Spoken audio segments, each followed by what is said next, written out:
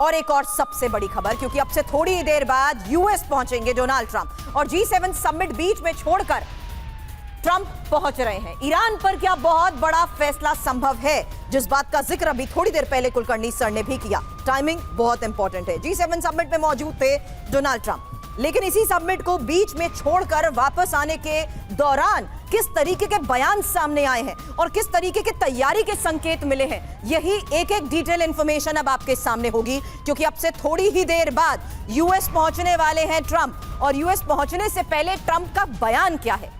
America लौटने का मकसद बड़ा है। मकसद है क्या? क्या ईरान के खिलाफ ट्रंप का कोई सैन्य एक्शन हो सकता है? ईरानी सैन्य ठिकाने, क्या सीधा हमला संभव है? संदीप, ये सवाल आपसे भी करूंगी। मध्य पूर्व में तैनाती, यूएस सैन्य तैनाती में भी इजाफा, और फारस की खाड़ी, यूएस सैन्य तैनाती में जिस तरीके से यहां बढ़ोतरी की गई है, सीरिया, इराक, ईरान समर्थित गुटों पर हमले और ईरानी परमाणु अड्डे फोर्डो साइट पर हमला, ये वो संकेत हैं जिस आधार पर एक्सपर्ट से भी हम यही समझने की कोशिश करते हैं कि अगर ये बयान आता है कि आने वाले वक्त में कुछ बड़ा होने वाला है, तो वो होगा क्या निशाने पर हो सकता है, उसी आधार पर इस खबर को समझिएगा। लेकिन उससे पहले अमेरिकी चैनल CBS के हवाले से एक बहुत बड़ी खबर आ गई है, जहां न्यूक्लियर समस्या का अंत चाहते हैं ट्रंप। ये एक और इस वक्त की सबसे बड़ी खबर, जहां परमाणु मुक्त ईरान बनाना मकसद। हम सब इस बात से वाकिफ हैं, जहां TV9 आपको सरल तरीके से यह बताता आ रहा है कि आखिर इजराइल ईरान को टारगेट क्यों कर रहा है और किस तरीके से अमेरिका और ईरान के बीच लंबे वक्त की न्यूक्लियर डील को लेकर बातचीत भी होती रही है। क्योंकि वो बातचीत फेल हो गई और क्योंकि ईरान की न्यूक्लियर क्षमता में इतना इजाफा हो गया, इसलिए इजराइल लगातार इस ऑपरेशन को अंजाम देते हुए ईरान को टारगेट कर रहा है। ऐसे में इस वक्त आ रहा ये बड़ा बयान मतलब समझना जरूरी है, क्योंकि ये अमेरिकी चैनल के हवाले से बहुत बड़ी खबर आई है, जहां ट्रंप न्यूक्लियर समस्या का अंत चाहते हैं। ये अंत होगा कैसे, यही अगला बड़ा सवाल करूं। उससे पहले ये डिटेल इंफॉर्मेशन, अमेरिकी राष्ट्रपति डोनाल्ड ट्रंप का ये बयान, और डोनाल्ड ट्रंप जिस तरीके से ये बयान देते हैं उसी को डिकोड करते हुए हम ये जानने की कोशिश करते हैं कि आखिर अमेरिका में इस तरीके के बयान के आधार पर दुनिया के बीच क्या संदेश जा रहा है। ईरान में परमाणु हथियार नहीं देखना चाहता, हम अपने रास्ते पर आगे बढ़ रहे हैं। हालांकि कनाडा से उड़ान भरने के बाद अपने स्पेशल विमान एयरफोर्स 1 में ट्रंप ने ईरान को लेकर क्या कहा, जानिए। AF-1 विमान में ट्रंप ने क्या कहा? ईरानी एटमी समस्या का वास्तविक समाधान चाहता हूं, पूरी तरीके से अपने परमाणु एजेंडे को छोड़ दे ईरान, और ईरान पर हमले कम नहीं कर रहा है इजराइल।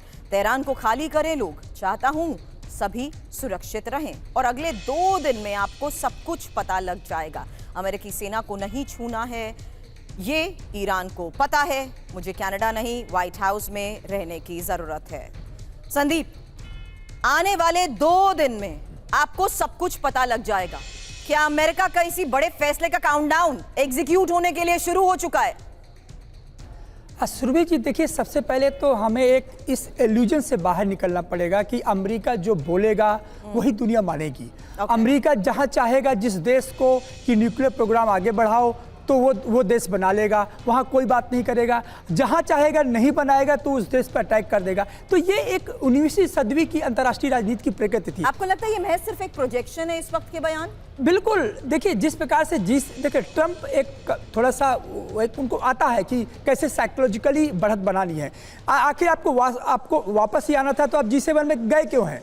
तो एक पोस्चरिंग होती है कि G7 मीटिंग में जाते हैं, फिर बीच में छोड़ के आते हैं, फिर एक स्टेटमेंट देंगे कि आने वाले 24 घंटे में बड़ा कुछ होने वाला है। दरअसल ट्रंप को ये ऐसा विश्वास नहीं था कि तेल अबीब पर इतना प्रहार ईरान करेगा, ऐसा इजराइल को भी नहीं मालूम था। जबकि ईरान ने कहा कि ये डू और डाई है, या तो मरेंगे या तो मिटेंगे, ये उनके लिए सवाल है, और वो सब कुछ लगभग बहुत टॉप लीडरशिप मर भी गई वहाँ की। तो इस कंडीशन पे अब ट्रंप को ये लग रहा है कि यहाँ से कैसी पोस्चरिंग की जाए और एक माहौल खड़ा किया जाए कि हम आपको स्टेट ऑफ हार्मुज पर घेरेंगे, हम आपको हमारे जितने मिलिट्री बेसिस है कतर पर, बहरीन पर, सऊदी अरब पर, वहाँ आप हमारे बेसिस पर अटैक नहीं करोगे।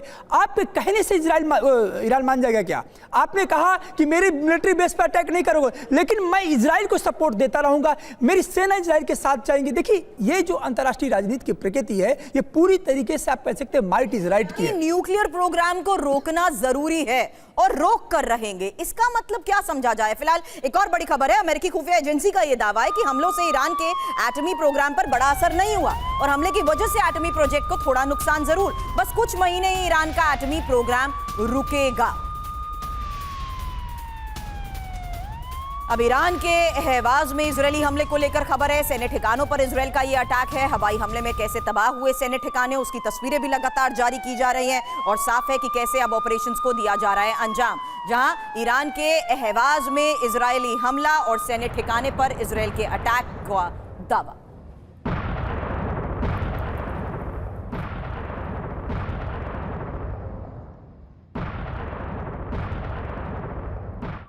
तेल अवीव में गिरी इजरायली मिसाइल, एक और बहुत बड़ी खबर है, इंटरसेप्टर में खराबी से ही ये मिसाइल गिरी है।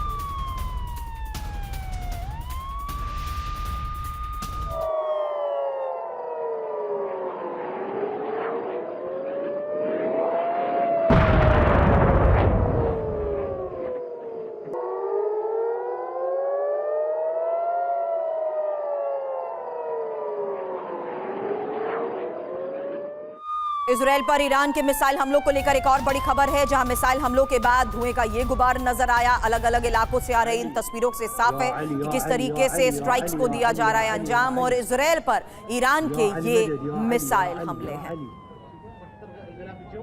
या अली मदद, या अली, या अबा अब्दुल्लाह,